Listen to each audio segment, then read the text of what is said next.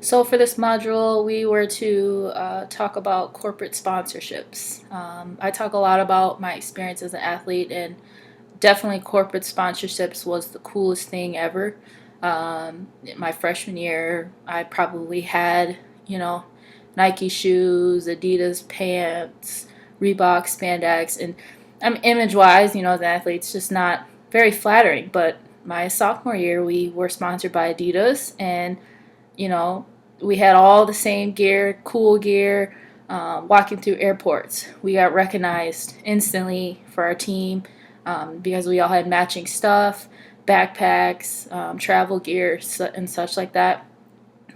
So definitely, for the sponsors side, to be able to provide that for our team, they're getting their name out there easily. And then for teams and athletes as well, we're looking sharp. We're looking clean, and we look professional to be able to walk through the airports when we're traveling, and then when we're playing as well. That's definitely a big thing and a confidence builder as well. Um, so even for individual athletes, being able to be sponsored, whether you're in a collegiate setting or a bikini competitor or some sort, sponsorship is definitely a big thing to want to incorporate if you can. Small departments as well.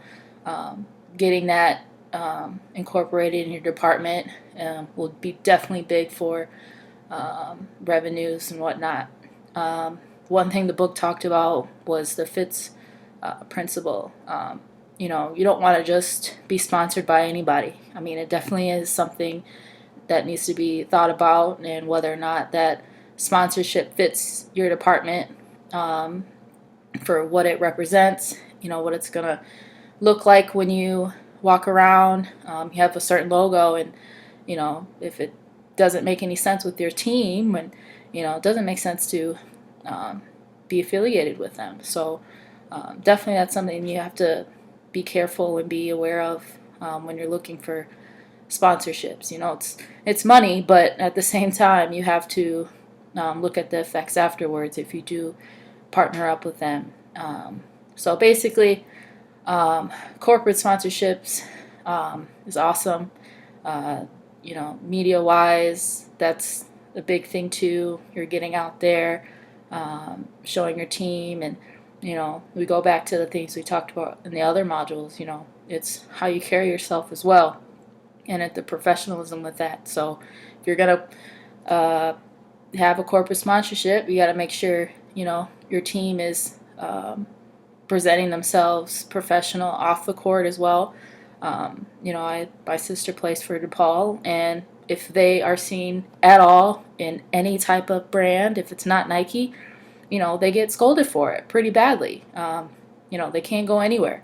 It was a little more flexible for my team, but a department like that, they're very, very strict on, their sponsorship. So they're strictly Nike, everything Nike, always Nike, and that's how it is. So, comes with, I guess that's the bad side of it, but at the same time, when you do make that commitment, those are the things that come with it. But I think as long as the sponsorship you have an agreement and it fits your program, and it's going to help both sides, I think it's definitely a good thing for all departments to look into.